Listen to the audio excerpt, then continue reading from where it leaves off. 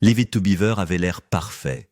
Une petite maison bien rangée, des visages souriants, une douce leçon enveloppée à la fin de chaque épisode. L'Amérique l'adorait. Les taux d'audience ont grimpé, les rediffusions ont maintenu l'émission en vie, et des années plus tard, le film a ramené la famille Cleaver dans les salles de cinéma, gagnant une nouvelle génération de fans. Mais derrière cette image lumineuse et saine se cachaient des problèmes que les producteurs espéraient que personne ne découvrirait jamais. Des choix difficiles ont été faits sur le plateau. Les acteurs ont été soumis à une pression constante. Les scénarios franchissaient parfois des limites, avec lesquelles le studio n'était pas à l'aise. Un épisode en particulier a déclenché une véritable tension et des discussions à voix basse dans les couloirs. Certains problèmes ont été résolus rapidement, d'autres sont restés silencieux pendant des années. À l'écran, la série est restée impeccable. En coulisses, la vérité était bien moins reluisante. Aujourd'hui, nous nous intéressons de plus près à la série, aux acteurs, aux luttes privées et aux secrets que les producteurs souhaitaient voir rester cachés. Leave It to Beaver était bien plus qu'une simple sitcom familiale. Elle a capturé l'esprit de l'Amérique suburbaine des années 1950 et du début des années 1960, en devenant le reflet de ce qu'était l'enfance dans un foyer de la classe moyenne.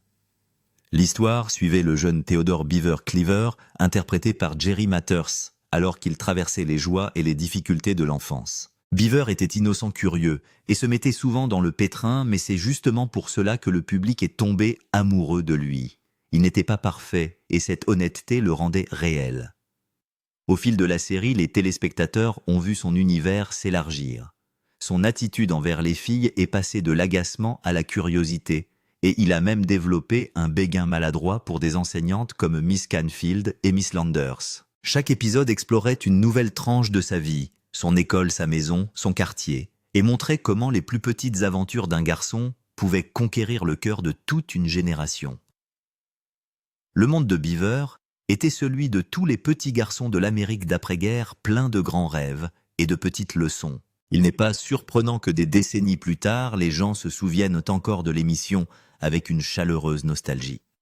Mais derrière la douceur et l'humour se cachent des histoires surprenantes sur la façon dont les acteurs se sont réunis et comment la chance, l'honnêteté et le destin ont façonné le spectacle de façon inattendue. Jerry Mathers n'a pas gagné son rôle de la manière habituelle. La plupart des jeunes essaient désespérément d'impressionner les réalisateurs, mais Jerry Mathers a fait le contraire, par accident. Et cela a fonctionné. Il s'est présenté à son audition en uniforme de louveteau parce qu'il avait une réunion de troupe juste après. Lorsque les producteurs lui ont demandé s'il était enthousiaste à l'idée d'auditionner, il leur a dit clairement qu'il préférait être à sa réunion de louveteau. Au lieu de considérer sa franchise comme un manque de respect, Joe Connelly et Bob Mosher ont vu quelque chose d'incroyablement rare, la sincérité. Ce petit moment d'honnêteté est devenu la raison pour laquelle ils l'ont engagé. Son comportement naturel correspondait exactement à ce qu'il recherchait, un garçon qui pouvait simplement être lui-même devant la caméra. Avant, Leave It to Beaver Mathers était apparu dans des publicités et des petits rôles au cinéma, mais le rôle de Beaver a transformé sa vie pour toujours. Son charme n'est pas le fruit d'un jeu d'acteur, il est le fruit de son authenticité. Et son chemin vers la célébrité n'a même pas commencé dans un studio. Elle a commencé lors d'une banale séance de shopping avec sa mère alors qu'il n'avait que 2 ans. Parfois, le destin vous tombe dessus bien avant que vous ne le compreniez. Bien avant que Tony Dow n'endosse le rôle du grand frère Wally Cleaver, il menait une vie loin d'Hollywood. Contrairement à Mathers, il n'avait aucune expérience en tant qu'acteur. Quelqu'un l'a repéré à la piscine, a remarqué son assurance et son allure, et s'est soudain retrouvé dans l'une des émissions les plus appréciées des Américains. Ce qui rend son histoire encore plus fascinante, c'est qu'il n'était pas seulement un athlète, c'était un champion. Dow a participé aux Jeux Olympiques juniors en tant que plongeur animé par la détermination et la discipline. Ces mêmes qualités l'ont aidé à passer au métier d'acteur avec une facilité surprenante. Le talent prend de nombreuses formes et Dow a prouvé qu'il ne commence pas toujours sur une scène.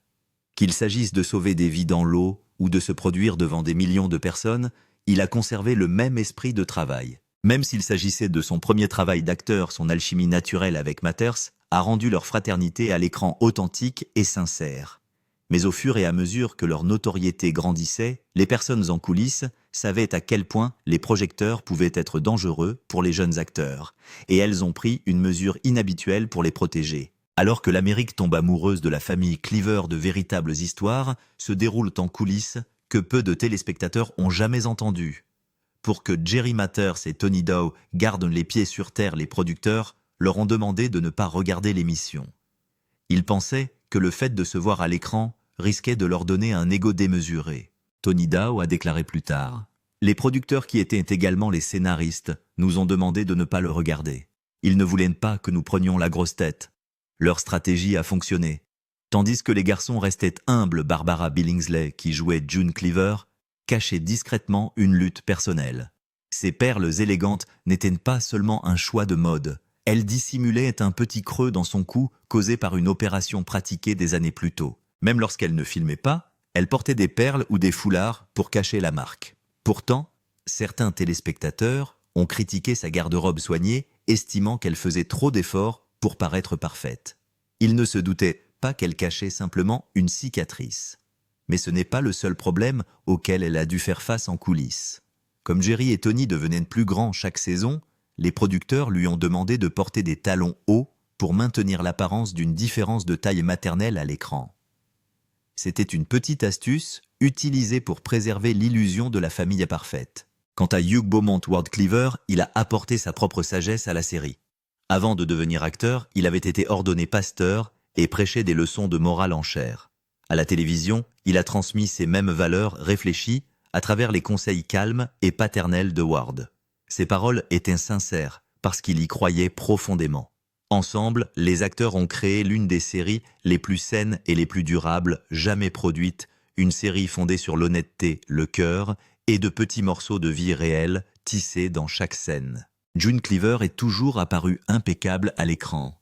Ses robes pressées, sa voix douce et ses talons caractéristiques faisaient d'elle le modèle de la mère parfaite des années 1950. Mais derrière cette apparence soignée se cachait une vérité simple, presque humoristique.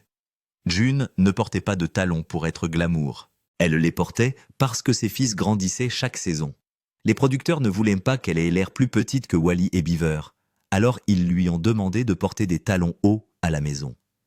Imaginez cuisiner, nettoyer et élever des enfants tout en restant debout sur des talons pendant des heures. Au début de l'émission, elle portait des chaussures plates, mais à la fin des 6 saisons, ses talons étaient plus hauts que jamais. Ce n'était pas une question de style. Il s'agissait de maintenir l'illusion que June était toujours aux commandes. Elle était après tout la matriarche. Les producteurs voulaient la montrer comme une mère forte et élégante qui se tenait au-dessus des garçons au sens propre comme au sens figuré. C'est amusant d'y penser maintenant. Il est naturel que les fils deviennent plus grands que leur mère. Mais à l'époque, la télévision devait maintenir une image. Et tandis que June souriait à travers tout cela, son mari, à l'écran, Ward Cleaver, avait sa propre histoire derrière ce visage calme et paternel. Une vie qui n'était pas aussi heureuse qu'elle en avait l'air. Les conflits réels de Ward Cleaver. Avant de devenir le père préféré des Américains à la télévision, Hugh Beaumont était pasteur. Il passait ses dimanches à donner des leçons de morale et à parler de ce qui était bien ou mal dans la vie. Le métier d'acteur n'était pas son rêve initial. Il s'est tourné vers ce métier simplement pour gagner sa vie. Sa voix grave et ses manières calmes le rendaient parfait pour le rôle de Ward Cleaver. Mais sa vie personnelle derrière la caméra n'était pas facile. Beaumont vivait dans le Minnesota et devait se rendre à Los Angeles pour tourner l'émission. C'est au cours de l'un de ses voyages qu'une tragédie s'est produite. Sa famille était en route pour le rejoindre lorsqu'ils ont eu un terrible accident de voiture. L'accident a coûté la vie à sa belle-mère, laissant Beaumont plein de regrets d'avoir accepté le poste en premier lieu. Ce souvenir douloureux est resté gravé dans sa mémoire. Bien qu'il ait joué un père aimant et sage à la télévision au fond de lui, il a eu du mal à accepter sa décision de participer à la série.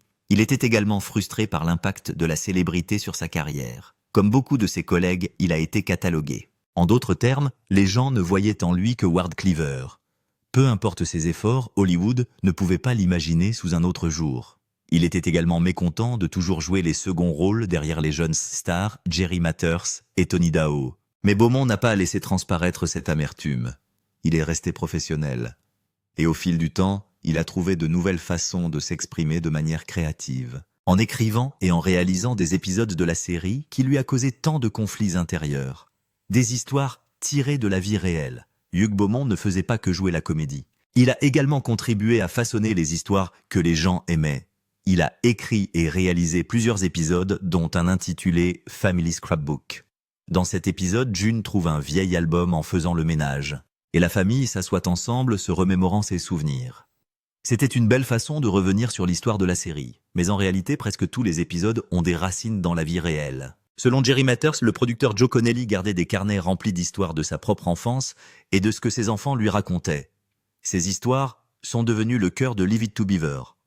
Elles étaient drôles, touchantes et parfois embarrassantes, tout comme la vie réelle. C'est la raison pour laquelle les gens s'y sont attachés si profondément. Et ce ne sont pas seulement les histoires qui la rendent spéciale. Même les personnages ont évolué de manière inattendue. Prenons l'exemple d'Eddie Haskell. Il ne devait apparaître que dans un seul épisode. Mais le charme naturel de l'acteur Ken Osmond et son alchimie avec les acteurs ont tellement impressionné les scénaristes qu'ils l'ont gardé pendant les 6 saisons. C'est le genre de magie qui ne peut pas être planifiée. Et derrière cette magie se cachait une idée dont personne ne s'attendait à ce qu'elle fonctionne. Une émission familiale racontée à travers les yeux d'un enfant. Une émission qui reflétait la réalité des gens. À l'époque, la plupart des émissions télévisées étaient racontées du point de vue des parents. Mais Leave It to Beaver a inversé le scénario. L'émission se concentrait sur la façon dont les enfants voyaient le monde. Leurs erreurs, leurs curiosités et leurs émotions. C'est ce qui la rendait si unique. Les parents pouvaient la regarder et comprendre un peu mieux leurs enfants. Pendant ce temps, les enfants se reconnaissaient dans les aventures innocentes de Beaver. Et si la série semblait parfaite à l'écran, la vie réelle des acteurs n'était pas toujours aussi soignée. Barbara Billingsley, qui jouait June, vivait une vie très différente en dehors de l'écran. Elle n'était pas une femme au foyer. Elle élevait seule ses 2 enfants après le décès de son mari. Sa vie était pleine de défis que son personnage télévisé n'a jamais eu à relever. Mais c'est ce qui a rendu sa performance encore plus inspirante. Elle a su tirer parti de ses difficultés pour en faire une force. Son fils, Glenn Billingsley, a dit un jour qu'elle était tout aussi nourricière, élégante et charmante que June Cleaver. Barbara admettait que la frontière entre sa vraie personnalité et son personnage était parfois floue. Je pense que ce qui se passe, dit-elle, c'est que les auteurs commencent à écrire sur vous en même temps que sur le personnage qu'ils ont créé. Vous vous retrouvez alors dans une sorte de confusion. C'est ce qui arrive aux gens lorsqu'ils jouent la comédie. Il peut leur faire vivre 2 vies à la fois. Une pour la caméra et une dans le monde réel. Et pour Barbara, les 2 versions d'elle-même sont devenues des symboles de grâce. Son partenaire Tony Dao a lui aussi changé de voie plus tard dans sa vie. Après avoir grandi sous les feux de la rampe, il a quitté Hollywood pour devenir un sculpteur talentueux. De maître nageur à plongeur olympique en passant par acteur et artiste, Tony Dao a montré que la vie après la célébrité pouvait être pleine de créativité. Chaque membre de l'équipe de Leave It to Beaver était porteur d'une histoire bien plus profonde que ce que les caméras montraient. Les rires, les leçons et l'amour que l'on voit à l'écran proviennent de personnes réelles qui ont vécu de vraies luttes et les ont transformées en une émission de télévision intemporelle. La vie de Barbara Billingsley, au-delà de June Cleaver. Après la fin de Leave It to Beaver, Barbara Billingsley a été confrontée à ce que beaucoup d'acteurs redoutent le plus être catalogués. Elle avait incarné June Cleaver de manière si parfaite que personne ne pouvait la voir dans un autre rôle. Les directeurs de casting pensaient qu'elle était trop gentille pour un autre rôle, ce qui a nui à sa carrière pendant des années. Alors, au lieu d'attendre un autre emploi, elle a décidé de faire une pause et de voyager à travers le monde. Ce n'est qu'à la fin des années 1970 qu'elle est revenue à la comédie. Lorsqu'elle est enfin revenue, elle a prouvé qu'elle était toujours aussi douée. En 1980, elle apparaît dans le film comique Airplane, où elle joue le rôle d'une passagère qui parle le jive. Ce rôle drôle et inattendu l'a ramenée sous les feux de la rampe et a relancé sa carrière. Il a montré aux gens que Barbara n'était pas seulement June Cleaver, mais qu'elle pouvait aussi surprendre le public. En dehors de l'écran, elle avait déjà montré sa force dans la vie réelle, en élevant 2 fils après la mort de son mari. Cette expérience l'a rendue encore plus compréhensive à l'égard des mauvais comportements, à la fois en tant que mère réelle et en tant que mère à la télévision. Elle a souvent demandé aux scénaristes de la série de rendre les erreurs de Beaver et Wally un peu plus réalistes afin que la frustration de son personnage soit authentique. Le producteur a même dit que dans les scènes où elle est en colère contre les garçons, elle vient toujours nous voir avec le script et s'y oppose. Je ne vois pas pourquoi June est si furieuse de ce que Beaver a fait. Sa maternité dans la vie réelle a contribué à faire de son rôle à la télévision l'un des plus crédibles et des plus appréciés de l'histoire. Mais tandis que Barbara reconstruisait sa carrière, son partenaire Jerry Mathers, qui jouait Beaver, prenait un chemin complètement différent. Le voyage inattendu de Jerry Mathers après Beaver. Après avoir grandi sous les traits de l'adorable Beaver, Jerry Mathers voulait vivre une vie normale et s'est donc éloigné complètement du monde du spectacle. Il s'est concentré sur l'école, a rejoint un groupe appelé Beaver and the Trappers, puis s'est inscrit à l'Université de Californie à Berkeley. Il y étudie la philosophie et obtient son diplôme avant d'accepter un emploi d'agent de crédit commercial. Pendant plus de 10 ans, il s'est tenu à l'écart d'Hollywood. Mais en 1978, il décide de revenir dans le monde du spectacle, prouvant ainsi que les Beavs ont encore beaucoup à donner. Pourtant, pendant ces années d'absence, il s'est trouvé pris dans d'étranges rumeurs. L'une des plus folles était qu'il avait été tué au Vietnam. La rumeur s'est tellement répandue que même sa famille a reçu des appels de condoléances. En réalité, Mathers servait dans la réserve de l'armée de l'air et n'a jamais quitté les États-Unis. Il a raconté qu'un ami l'avait réveillé un matin et lui avait dit « Sais-tu que tu es mort ?» en lui montrant un journal où son nom figurait par erreur parmi les soldats morts au combat. La confusion venait d'un autre soldat portant un nom similaire. Ce fut un malentendu déchirant en particulier pour sa mère, qui reçut un appel d'un fan pleurant sa perte. Des années plus tard, Mathers a révélé qu'il avait en fait essayé de s'enrôler dans les marines avant de rejoindre la réserve de l'armée de l'air. Mais les marines l'ont refusé, car il ne voulait pas risquer de perdre une autre célébrité après la mort au combat d'un célèbre joueur de football. Finalement, Mathers a dû faire face à une autre bataille, celle de sa santé. Dans les années 1990, on lui a diagnostiqué un diabète et il a pris beaucoup de poids. Déterminé à changer les choses, il s'est inscrit au programme Jenny Craig et a perdu plus de 40 livres. Sa transformation a inspiré tant de gens que Jenny Craig en a fait son premier porte-parole masculin. La boucle est bouclée pour l'acteur qui représentait autrefois l'innocence et l'honnêteté à la télévision et qui inspire à nouveau les gens par sa force dans la vie réelle. Mais Mathers n'était pas le seul à voir sa vie prendre des tournants inattendus. Son partenaire Ken Osmond, qui jouait le rôle d'Eddie Haskell, a vécu une histoire qui semble tout droit sortie d'un film. L'héroïsme de Ken Osmond dans la vraie vie. Eddie Haskell était l'un de ces personnages inoubliables de la télévision. Poli avec les adultes, mais sournois avec les enfants. Aussi, lorsque les fans ont entendu des rumeurs selon lesquelles l'acteur qui l'incarnait Ken Osmond était devenu la star du rock Alice Cooper, cela a semblé juste assez fou pour être vrai. Les rumeurs ont commencé après que Cooper se soit comparé à Eddie lors d'une interview. Mais il s'agissait d'un malentendu qui s'est transformé en légende urbaine. La vérité était bien plus surprenante. Osmond n'est pas devenu une rockstar, il est devenu policier. Après avoir lutté contre les stéréotypes, il s'est engagé dans la police de Los Angeles et a servi pendant des années en tant qu'officier. Pour éviter d'être reconnu, il s'est même laissé pousser la moustache. Il a travaillé dans les divisions des motards et des stupéfiants et s'est retrouvé quotidiennement dans des situations dangereuses. Un jour, au cours d'une course-poursuite, il est abattu de 3 balles par un voleur de voiture présumé. Heureusement, son gilet pare-balles lui a sauvé la vie. L'incident a ensuite été présenté dans la série télévisée Top Cops, montrant à quel point il était héroïque. Après s'être rétabli, il a pris sa retraite et a coécrit un livre en 2014 sur son expérience. Osmond a vécu une vie tranquille après avoir quitté Hollywood, prouvant que parfois les plus grandes stars n'ont pas besoin des projecteurs pour faire la différence. Il est décédé en 2020 à l'âge de 76 ans, laissant derrière lui un héritage de bravoure et de dévouement. Sa transformation d'Eddie Lespiègle en héros de la vie réelle a montré que les gens sont plus que les personnages qu'ils incarnent. Mais tous les anciens acteurs n'ont pas choisi un changement de vie aussi radical. Certains ont simplement suivi une voie créative différente, comme Frank Bank, qui incarnait l'inoubliable Lumpy, la vie après Lumpy et les leçons des Cleavers. Clarence Lumpy, le personnage de Frank Bank. Rutherford était connu comme la brute maladroite qui s'en prenait à Beaver. Mais dans la vraie vie, Frank était très différent. Il a joué dans 50 épisodes de la série originale et est revenu plus tard pour chanter un épisode dans The New Leave It to Beaver.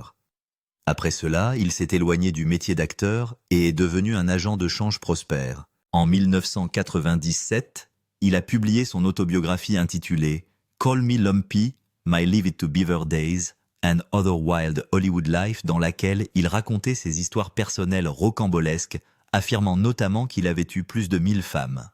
C'était une confession choquante de la part de quelqu'un qui était considéré comme un idiot à la télévision. Pourtant, Frank a admis que sa participation à l'émission avait profondément façonné ses idées sur la famille et l'amour. Il a dit « Je voulais la normalité, je voulais cette existence à la Cleaver ». Il a épousé son amour de lycée et a eu 2 filles menant la vie de famille paisible qu'il avait déjà jouée à l'écran. Ces paroles montrent à quel point le spectacle a influencé non seulement le public, mais aussi les acteurs eux-mêmes. Ce même esprit sain s'est retrouvé dans la vie réelle de Barbara Billingsley. Elle a souvent dit que la gentillesse et la patience de June Cleaver faisaient partie de sa propre personnalité. Son fils Glenn a même déclaré « Elle était tout aussi nourricière classe et adorable que June Cleaver, et nous étions si fiers de la partager avec le monde. » Elle a expliqué un jour qu'avec le temps, la ligne de démarcation entre elle et son personnage a commencé à s'estomper. « Je pense que ce qui se passe, a-t-elle dit, c'est que les auteurs commencent à écrire sur vous aussi bien que sur le personnage qu'ils ont créé. On se retrouve donc un peu mélangé. Ce mélange de réalité et de fiction a permis à la magie de Leave It to Beaver de perdurer pendant des générations. Chaque membre de la distribution a vécu une vie remplie de leçons d'amour et de changement. Ensemble, ils ont prouvé que la fin d'un spectacle n'est parfois que le début d'une nouvelle histoire. Les jeunes stars et leur maman. Larry Mandello, l'ami intime de Beaver, était interprété par l'enfant acteur Robert Rusty Stevens. Il est apparu dans près de 70 épisodes et les fans ont adoré ses expressions amusantes et son charme maladroit. Mais soudain, son personnage a disparu de la série.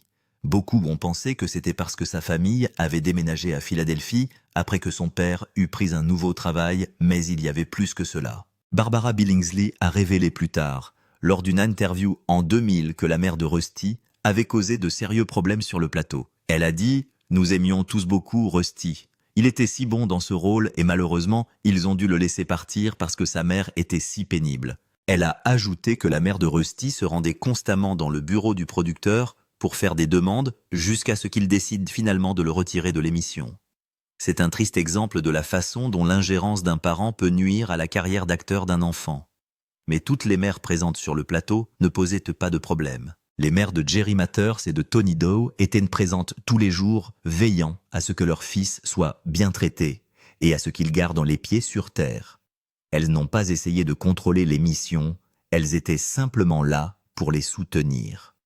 Cela a aidé les garçons à faire la distinction entre la vie réelle et le monde imaginaire de la télévision. La présence de leur mère les réconforte surtout lorsque les scènes sont difficiles. Imaginez que vous soyez un enfant acteur et que vous sachiez que votre mère est à quelques mètres de vous pour vous encourager. Cela leur a permis de rester confiants et calmes. En parlant de mère, celle de Tony Doe avait elle-même un passé hollywoodien assez intéressant. La mère talentueuse de Tony Doe est la scène la plus audacieuse d'Hollywood. Tony Doe a grandi au milieu de l'industrie cinématographique. Sa mère, Muriel Virginia Doe, a travaillé comme cascadeuse dans les premiers westerns et a même été la doublure de l'actrice Clara Bow. Ce n'est pas un travail facile que de faire des chutes dangereuses et des mouvements risqués pour quelqu'un d'autre, mais Muriel l'a fait avec grâce et bravoure. C'est peut-être de là que Tony tient sa nature calme et intrépide. Même s'il n'avait aucune expérience d'acteur avant Leave It to Beaver, l'esprit hollywoodien de sa mère a dû l'inspirer. Mais l'histoire de Doe n'était pas la seule à faire tourner les têtes en coulisses. L'émission elle-même est entrée dans l'histoire pour quelque chose de tout à fait inattendu. La présentation d'un réservoir de toilettes à la télévision. Oui, vous avez bien entendu. À l'époque même, quelque chose d'aussi ordinaire qu'une salle de bain était considéré comme inapproprié à la télévision. Lorsque Leave It to Beaver a diffusé une scène mettant en scène un réservoir de toilettes, les censeurs de la chaîne ont failli l'interdire. Pour eux, c'était trop indécent pour la télévision familiale. Mais les producteurs ont tenu bon. L'épisode a été diffusé choquant le public mais établissant également une nouvelle norme. C'était la première fois qu'un réservoir de toilettes apparaissait à la télévision. Bien que cela puisse paraître ridicule aujourd'hui, il s'agissait d'un petit pas vers une narration plus réaliste. La série essayait toujours de nouvelles choses et ce geste audacieux l'a aidé à franchir des barrières. Mais une chose que les créateurs ont refusé de révéler, c'est l'endroit où vivaient réellement les Cleaver. Et ce mystère a fait partie de la magie de la série, la ville sans nom et à l'aspect familier. Au cours des 6 saisons, une question est restée sans réponse. Où vivait exactement la famille Cleaver? où vivait exactement la famille. Cleaver, leur ville s'appelait Mayfield, mais les créateurs n'ont jamais précisé dans quel état elle se trouvait. Cela a été fait à dessein. L'objectif était de donner à Mayfield l'impression d'être la ville natale de n'importe qui. Paisible, sûre et remplie de voisins amicaux. Cette ville devait ressembler à toutes les villes d'Amérique. Les rues, les parcs et les maisons semblaient tous familiers aux spectateurs, ce qui leur donnait un sentiment de confort. Le décor lui-même a été construit sur le site des studios Universal. La célèbre maison Cleaver existe encore aujourd'hui et est utilisée dans d'autres émissions et films. Elle est devenue une icône de la télévision classique. Mais pour rendre l'univers de Mayfield encore plus crédible, les créateurs ont utilisé des séquences réelles provenant de villes de tous les États-Unis, y compris quelques plans de Skokie dans l'Illinois. Cette astuce intelligente a permis aux téléspectateurs de se sentir concernés par l'histoire. Certains fans pensaient même que les Cleaver vivaient près d'eux car certains bâtiments ou certaines rues leur ressemblaient. C'était une façon intelligente de faire en sorte que le public se sente chez lui en regardant l'émission. Le mélange d'images réelles et de décors de studio a donné à la série un aspect authentique que les téléspectateurs apprécient. Et pendant que les fans devinaient l'emplacement des Cleaver, les producteurs étaient occupés à faire de grands changements en coulisses, remplaçant même le père de la famille avant même la diffusion de l'émission. Le Ward avant Hugh est l'épisode le plus coûteux. Il est difficile d'imaginer quelqu'un d'autre pour jouer Ward Cleaver, mais Hugh Beaumont n'était pas le premier choix pour le rôle. Dans le pilote original de la série, un autre acteur nommé Max Showalter jouait le rôle de Ward. Cependant, cette version du pilote n'a jamais été diffusée et Beaumont a été engagé pour le remplacer. Cette décision s'est avérée être l'une des meilleures que les producteurs aient jamais prises.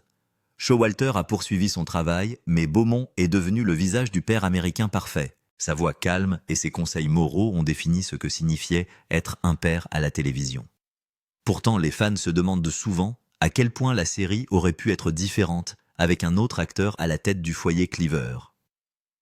Il est intéressant de noter que même le titre de la série a failli changer avant sa diffusion. Les créateurs ont d'abord appelé l'émission Wally and the Beaver, mais les sponsors n'ont pas aimé. Ils pensaient qu'il s'agissait d'une émission sur la nature, et le nom a donc été changé en Leave It to Beaver. C'est un simple correctif qui a donné à l'émission son titre désormais légendaire, et c'est ainsi que l'histoire est entrée dans l'histoire. Mais la production ne s'est pas déroulée sans heurts. L'épisode intitulé The Soup est devenu le plus coûteux à tourner. Cet épisode a nécessité la construction d'un panneau d'affichage géant sur le plateau d'Universal. Dans ce film, Beaver escalade le panneau d'affichage pour regarder la vapeur qui s'échappe d'une tasse géante et finit par tomber à l'intérieur.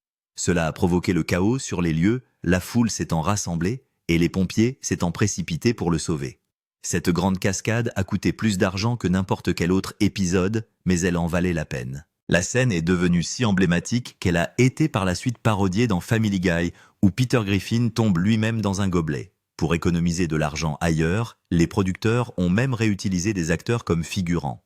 Dans un épisode, le professeur de Beaver a été montré en train de manger à la table d'un restaurant voisin en tant que figurant à l'insu de la famille. C'était un moyen astucieux de réduire les coûts tout en donnant plus de vie à l'arrière-plan. Leave It to Beaver n'était pas seulement une série sur une famille. Il s'agissait d'une expérience créative qui brisait les règles, testait les limites et devenait l'une des séries les plus appréciées de l'histoire de la télévision américaine. Quel fait survenu dans les coulisses de Leave It to Beaver vous a le plus surpris et pourquoi? Pensez-vous qu'une émission saine comme celle-ci pourrait encore avoir du succès dans le monde de la télévision moderne d'aujourd'hui, ou la télévision a-t-elle trop changé? Partagez vos idées dans les commentaires ci-dessous et n'oubliez pas de cliquer sur j'aime, de vous abonner et de rester à l'écoute pour d'autres histoires incroyables tirées de l'histoire fascinante d'Hollywood. À la prochaine.